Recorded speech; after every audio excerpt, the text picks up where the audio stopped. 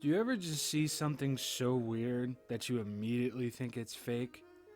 That was my exact thought when I first saw this set go up for auction on eBay. This is a real set. It was a set that really didn't hit the market too hard, but it's real. What's going on there, friends and neighbors? I am ShinRobjira, and today I am remaking my most popular video, and that is the Trendmasters 40th Anniversary Godzilla Wars Collector's Edition set.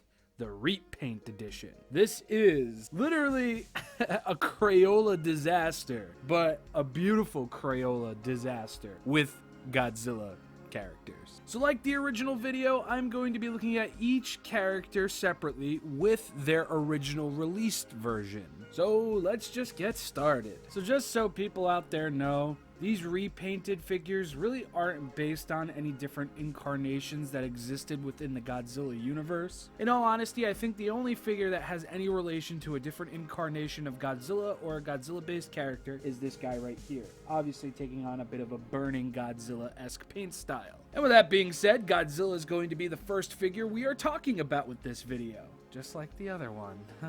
So as you can see, the base color for this Godzilla is a bright orange, while this one is a very charcoaly black. The only other colors to be featured on this figure is blue for the dorsal plates, bone yellow for the nails and the teeth, and red for the eyes. Meanwhile, this lovely lad has bright orange as a base color, purple highlighting different parts of the figure, a very bright mac and cheese yellow for the dorsal plates and the eyes, pure molten white for the chest and lower stomach, and black nails. The first time I saw this molten burning Godzilla, as I call him, I really just fell in love because it's such a cool variant for a burning Godzilla-esque design. You know, it'd be really cool to see Bandai, even SH Monster Arts, kind of take on this color scheme for one of their figures because it just looks so very cool. Plus, seeing Godzilla with black nails is like a goth Godzilla. Doesn't matter if we all die. Up next is Mechagodzilla, or Mechagodzilla 2, or Super Mechagodzilla. And the changes between these two figures are both pretty obvious. One is silver, platinum-y, and the other one is gold. Only this one has yellow eyes and this one has red eyes. And for some reason, this guy is a little discolored on his right arm and on the left side of his head. I don't know why. It could be like a packaging thing or sun or whatever. Now, even though this figure really doesn't have too much different going on about him, and, you know, a golden Mechagodzilla honestly isn't that too hard to believe, I guess you could say, I still think this is a pretty cool what-if design. Like, I could never really see there ever being a golden Mechagodzilla, but still, just the fact that one exists, it's pretty cool. And up next we have Batra. So the original version of Batra very much has the classic evil color scheme. Dark colors, a little bit of bright in there. But Repaint Batra kind of has like this Neo Blade Runner-esque kind of paint job going on. The bright green, the muted gray, the purple. It's very, very cool, very vaporwavy. Next to a few other figures, this is one of my very favorite of the repaints. Up next is one of my favorite kaiju, a kaiju that I think is severely underappreciated, and that is Biollante, the Godzilla plant soul of dead daughter kaiju gal. Yeah. So as we can see with the original figure, we've got a little bit more of a darker color scheme going on. Darker pink for the mouth, dark pink for the eyes, the same bone yellow for the horns and the teeth and the toenails, and orange stomach with a little bit of purple in there around the edges to make it pop. And I guess you could say a little bit of purple and blue over here as well. Now the repaint is rather radical, and I don't mean that in the 90s way of saying cool. Well, this is cool, but we've got a much brighter green. We've got an extremely dark green for the teeth. That is not black. This is not all black. This is a dark, dark green for the teeth, all along the tentacles and the horns.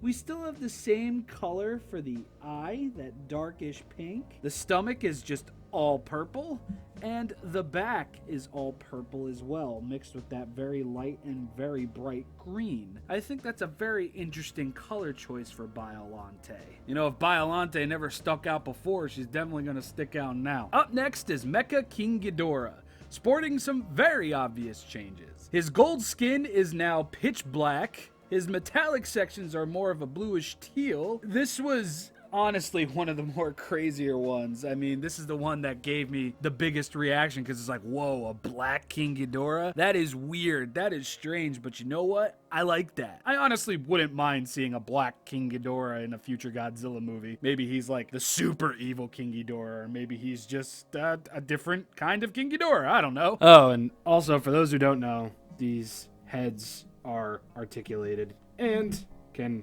come out.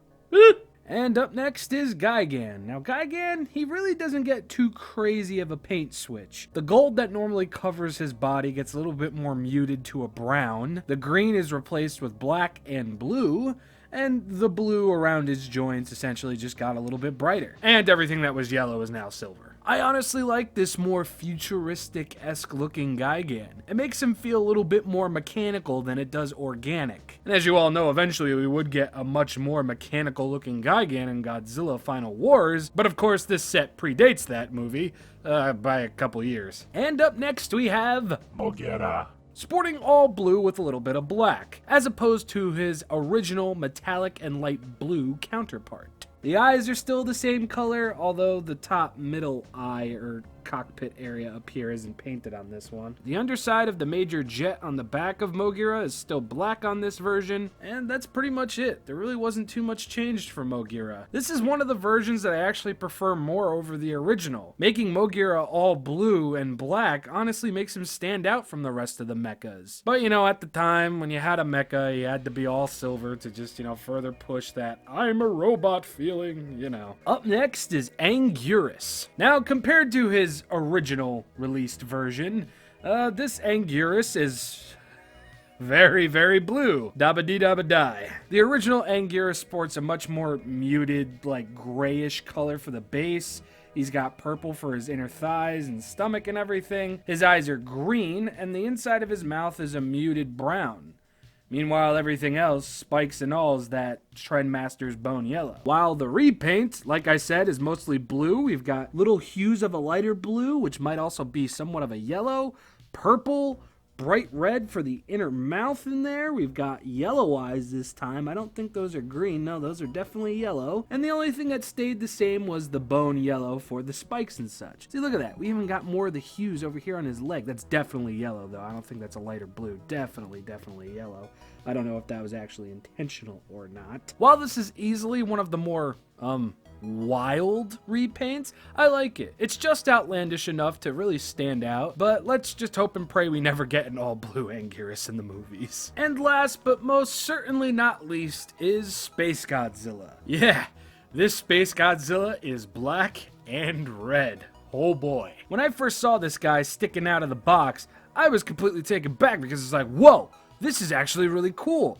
An all-black Space-Godzilla with red crystals instead of white? Ironically enough, though, this version of Space-Godzilla is probably the most, accurate, I guess you could say? Because Space-Godzilla in the movie was more of a muted blue, not a bright blue. And he didn't look all Rastafarian on his stomach here, but I'm not complaining. Like I said in the very first Rob's Godzilla Room episode, I like that very Rastafarian look they gave Space-Godzilla, but this red and black Space-Godzilla, my god, he's so cool. I actually, personally, would not mind seeing a red and black Space-Godzilla. This is just so cool looking, it's nuts. And that is pretty much going to wrap it up for this video, everybody. I honestly had no idea this set even existed until I saw that listing on eBay. And I guess judging by how well the original version of this video did, and it being the most viewed video on this channel, I guess a lot of people really didn't know either. And since purchasing this full set, I've seen a few of these figures go up on sale on eBay.